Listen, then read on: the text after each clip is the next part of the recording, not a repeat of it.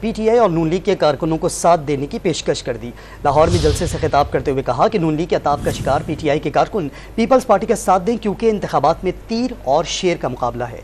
उन्होंने नून लीगी कारकुनान से भी कहा कि मुशर्रफ के खिलाफ और वोट की इज्जत के नारे पर जद्दोजहद करने वाले कारकुन साथ दें और वो उनके वोट को सही मायनों में इज्जत देंगे।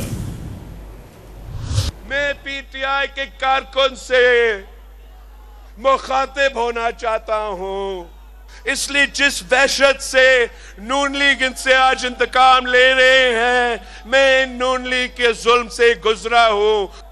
इस इलेक्शन में अब तीर और शेर का मुकाबला है। आए मेरे साथ दे। मैं वो मुस्लिम लीग का कारकुन जो मुशर्रफ का आमरीत का मुकाबला करते करते, जो इनके खातिर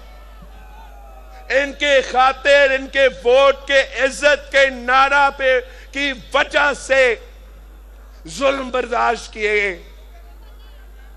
अगर आप आज इनकी सियासत से मुतासिर हुए हो तो आए, मैं आपका वोट का इज्जत करूंगा, मैं आपका ख्याल रखूंगा। आए मेरे साथ।